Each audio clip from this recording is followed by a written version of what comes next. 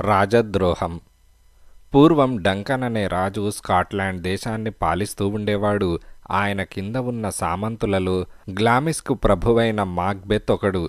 ఇతను రాజుగారికి దగ్గర బంధువేగాక అనేక యుద్ధాలలో సాటిలేని పరాక్రమం చూపి రాజుగారి అభిమానం సంపాదించుకున్నాడు. రాజుగారి కింద సామంతుగా ఉండిన మరొక సామంతు కాడర్ ప్రభువు. ఇతను పైకి ఎంతో రాజభక్తి నటిస్తూ రాజద్రోహం తలపెట్టి కుట్ర చేశాడు. ఈ కుట్ర ఫలితంగా నార్వే దేశం నుంచి సేనలు భారీ ఎత్తున స్కాట్లాండ్ పైకి దండెత్తి వచ్చాయి. ఈ సేనలను ఎదుర్కొనటానికి మాక్బెత్ తమ సేనలతో బయలుదేరాడు. అతని వెంట బాంకో అనే సేనాని కూడా ఉన్నాడు. నార్వే సేనలకు స్కాట్ సేనలకు తీవ్రమైన యుద్ధం జరిగింది. చిట్ట చివరకు మాక్బెత్ పరాక్రమం వల్ల యుద్ధ భూమి నుంచి శత్రుసేనలు చెదిరి పారిపోయాయి. ఈ లోపుగా కాడర్ ప్రభువు చేసిన కుట్ర బయటపడింది.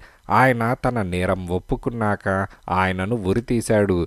ఇదే సమయానికి మాక్బెత్ యుద్ధభూమి నుంచి విజయుడై తిరిగి వస్తున్న వార్త తెలియవచ్చింది. రాజుగారు ఆనందభరితుడై మాక్బెత్ను కాడర్కు కూడా ప్రభువుగా చేస్తాను అని ప్రకటించాడు. యుద్ధభూమి నుంచి బాంకోతో సహా తిరిగి వస్తున్న మాక్బెత్కు ఈ సంగతి తెలియదు. వారిద్దరూ ఒక బీడు దాటి వస్తూ ఉండగా అకస్మాత్తుగా వారి ఎదుట ముగ్గురు ముసలమ్మలు ప్రత్యక్షమయ్యారు. వారిలో ఒకరు గ్లామిస్కు ప్రభువుకు జయం అని మాక్బెత్ను సంబోధించింది. రెండవ ముసలావిడ కాడర్ ప్రభువుకు జయం అని అన్నది. మాక్బెత్ చెవులకు ఈ సంబోధన అర్థం కాలేదు. కాడర్ ప్రభువు కుట్ర చేసిన సంగతి కూడా అతను ఎరగడు. మూడవ ముసలావిడ కాబోయే మహారాజుకు జయం అని అన్నది. మాక్బెత్ ఈ మాటను ఏమాత్రమూ నమ్మలేకపోయాడు. రాజుగారికి ఇద్దరు ఈడు వచ్చిన కొడుకులున్నారు. రాజ్యం వారికి పోతుంది కానీ తనకు రావటం అసంభవం. మాక్బెత్ను ఈ విధంగా సంబోధించిన ముసలమ్మలు బాంకోను కూడా సంబోధించారు. మాక్బెత్ కన్నా తక్కువ వాడివి కానీ ఎక్కువ వాడివి కూడాను. అంతకంటే అదృష్టహీనుడవై కూడా ఎక్కువ అదృష్టవంతుడివి. నువ్వు రాజువు కాకపోయినా నీ సంతతి వాళ్ళు రాజులవుతారు అని ముసలమ్మలన్నారు. మీ మాటలు నాకు కొంచెం కూడా అర్థం కావటం లేదు. నేను గ్లామిస్ ప్రభువునన్న మాట నిజమే కానీ కాడర్ ప్రభువును ఎలా అవుతాను? నాకు రాజ్యం ఎలా వస్తుంది? అని మాక్బెత్ అడుగుతూ ఉండగానే ముసలమ్మలు అంతర్ధానమైనారు. ఈ వింత చూసి సేనానులిద్దరూ నివ్వెరపోయారు. ఇంతలో రాజభటులు వచ్చి కాడర్ ప్రభువుకు జయం అని మాక్బెత్ను సంబోధించారు. జరిగిన సంగతి వినగానే మాక్బెత్కు ముసలమ్మల మాటలలో గురి కుదిరింది. తాను రాజు కావటం కూడా నిజమే కావచ్చుననిపించింది. అతని హృదయంలో రాజద్రోహపు బీజం నాటుకున్నది.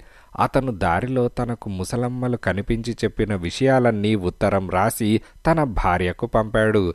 అతని భార్య ఆ ఉత్తరం చూసుకొని సంతోషించింది. ముసలమ్మలు చెప్పినట్లే మాక్బెత్ కాడర్ ప్రభు అయ్యాడు గనక స్కాట్లాండ్కు రాజు కూడా అవుతాడు. ఇక డంకన్ను హత్య చేయటమే తరువాయి. ఈ హత్య ఎలాగైనా జరిగి తీరాలని మాక్బెత్ భార్య నిర్ణయించుకున్నది. మాక్బెత్ రాజధానిలో రాజుగారిని చూసి ఆయన ప్రశంసలందుకున్నాడు. రాజుగారు తన సామంతులందర్నీ చూసి వచ్చే ప్రయాణం మీద బయలుదేరి ఒక రాత్రి మాక్బెత్ ఇంట విశ్రమించి మర్నాడు మళ్లీ ప్రయాణం సాగించ నిశ్చయించుకున్నాడు. ఆయన ఆతిథ్యానికి ఏర్పాట్లు చేయడం కోసమని ముందుగా మాక్బెత్ తన భవనానికి తిరిగి వచ్చాడు. డంకన్ను చంపి తాను రాజు కావటానికి మాక్బెత్కు ఇది చాలా గొప్ప అవకాశం.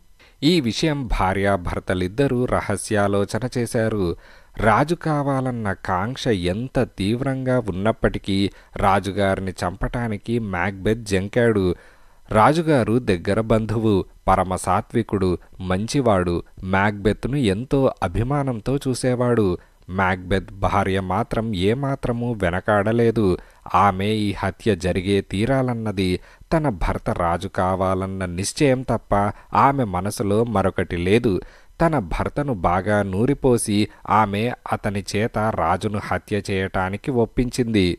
ఆ రోజు ప్రయాణం చేసి ఉండటం చేత రాజుగారు మాక్బెత్ ఇంట భోజనం చేయగానే వెళ్ళి పడుకొని నిద్రపోయాడు. ఆయన అంగరక్షకులకు మాక్బెత్ భార్య పానీయాలలో మత్తుమందు కల్పించింది.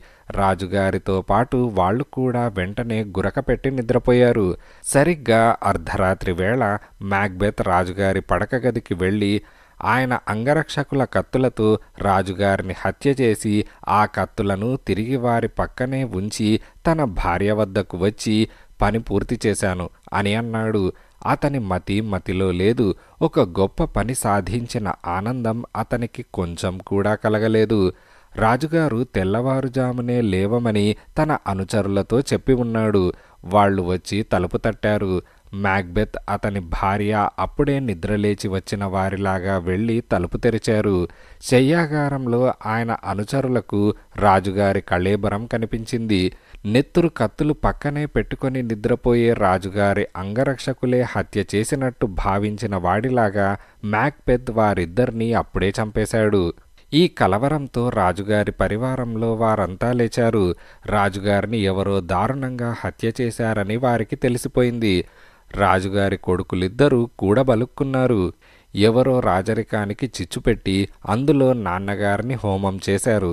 ఈ చిచ్చు ఇంతటితో చల్లారేది కాదు, బతికుంటే బలిసాకు తినవచ్చు అని అనుకొని వారు ఎవరితోనూ చెప్పకుండా పారిపోయారు. పెద్దవాడు యువరాజు అయిన మాల్కోమ్ అనేవాడు ఇంగ్లాండ్కు వెళ్ళిపోయాడు. రెండవవాడు ఐర్లాండ్కు పారిపోయాడు.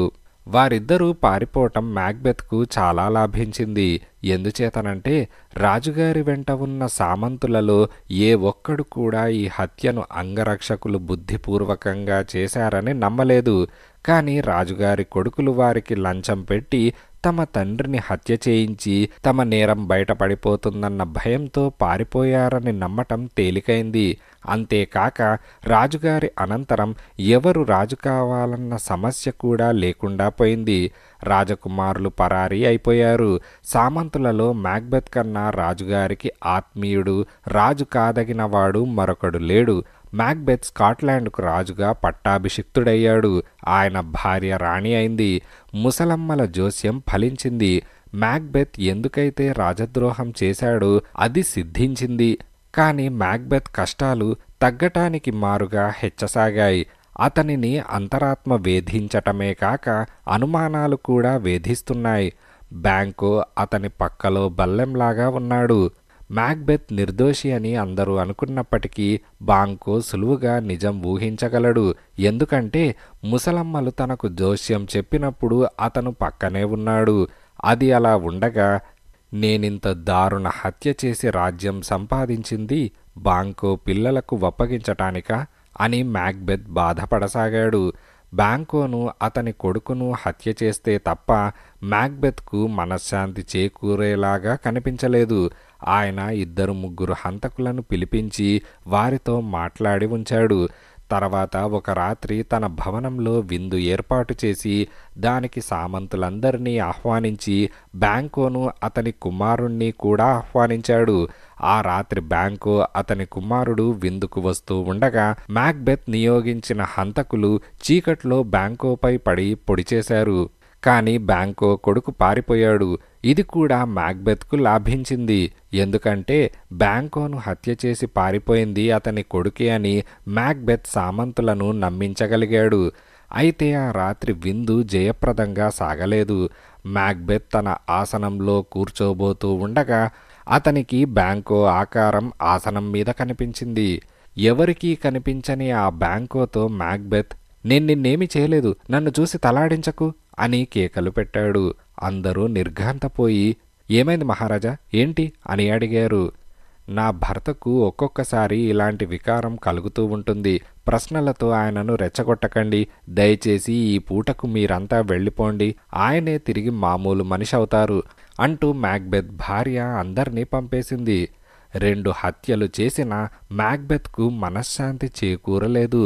బ్యాంకో కొడుకు తప్పించుకొని పోయాడు. ఇక తనకు శత్రువులెవరున్నారో తెలియదు.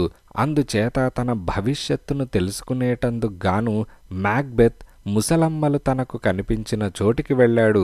ముసలమ్మలు 3 కనిపించారు. నాకు కొన్నాళ్లుగా తీరని సందేహాలున్నాయి, వాటిని మీరు తీర్చాలి అని మ్యాక్బెత్ వారితో అన్నాడు. ముసలమ్మలు దెయ్యాలను ఆవాహన చేశారు. ఒక దెయ్యం ప్రత్యక్షమై, ఫైఫ్ ప్రభువైన మ్యాక్డఫ్ గురించి హెచ్చరికగా ఉండు అని అన్నది. మరొక దెయ్యం, ఆడది ప్రసవించిన ఏ మనిషి వల్ల నీకు కీడు రాదు, అందుచేత నువ్వు నిశ్చింతగా ఉండు, నీ ఇష్టం వచ్చిన ఘోరాలు ధైర్యంగా చెయ్యి అని అన్నది. అయితే మ్యాక్డఫ్ నన్నేమీ చేయలేడు, అయినా శత్రుశేషం ఉంచను, వాణ్ణి హతమార్చుతాను అని మ్యాక్బెత్ అనుకున్నాడు. మూడవ దెయ్యం కనిపించి, మ్యాక్బెత్, బర్నామ అడవి కదలి డన్సేన్ కొండకు వచ్చేదాకా నీకు అపజయముండదు అని అన్నది. ఈ మాటలు విన్నాక మ్యాక్బెత్కు శాంతి కలిగింది.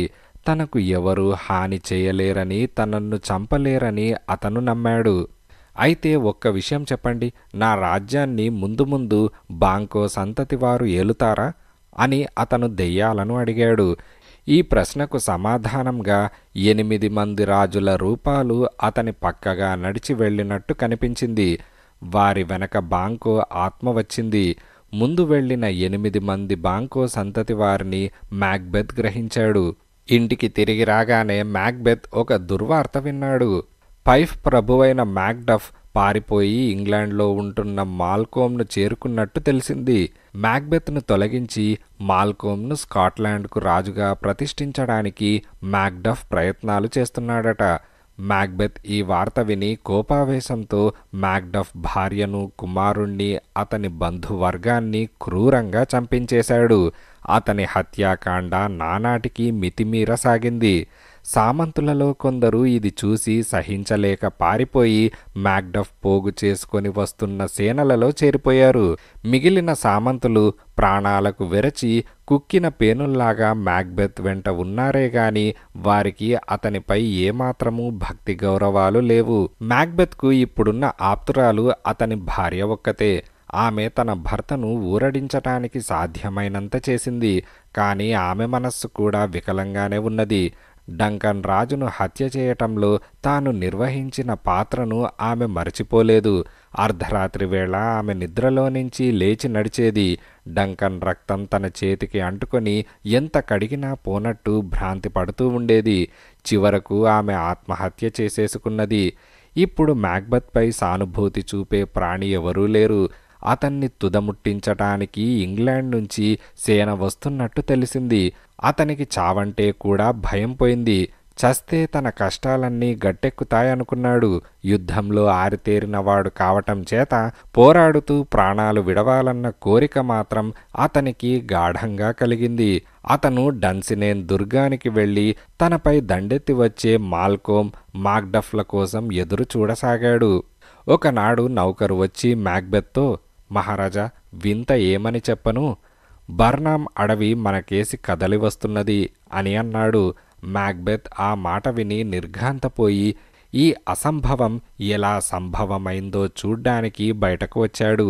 జరిగిందేమిటంటే తమ బలాలు ఎంతున్నది మ్యాక్బెత్కు తెలియరాకుండా ఉండాలనే ఉద్దేశంతో మాల్కోమ్ తన సైనికులతో, మీరు ఈ అడవిలో చెట్ల కొమ్మలు నరికి వాటిని పట్టుకొని దుర్గం కేసి నడవండి అని హెచ్చరించాడు. సైనికులు అలాగే చేశారు.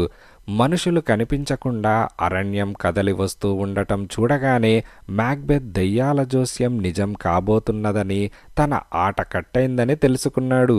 త్వరలోనే మ్యాక్బెత్ వెంట ఉన్న కొద్దిపాటి బలాలకు మాల్కోమ్ తెచ్చిన సేనలకు యుద్ధం జరిగింది. ఆ యుద్ధంలో మ్యాక్డఫ్ మ్యాక్బెత్ను వెతుక్కుంటూ వచ్చి అతనిని నానా మాటలు అని యుద్ధానికి సవాల్ చేశాడు. మ్యాక్బెత్ అతనితో యుద్ధం చేయ నిరాకరిస్తూ, నువ్వు నన్ను గెలవలేవు, నన్ను చంపగలవాడు ఆడది ప్రసవించని వాడుగా ఉండాలి అని అన్నాడు. నన్ను ఏ ఆడది ప్రసవించలేదు. నన్ను నా తల్లి గర్భం నుంచి నెలలు నిండక ముందే బలాత్కారంగా తీశారు. అందుచేత నీ మృత్యుదేవతను నేనే అని మాక్డఫ్ అన్నాడు. మ్యాక్బెత్కు ఇప్పటికి కళ్ళు విచ్చుకున్నాయి. అతను మ్యాక్డఫ్తో యుద్ధం చేసి ప్రాణాలు వదిలాడు. కాలక్రమాన బాంకో సంతతి వారు స్కాట్లాండ్కు రాజులయ్యారు.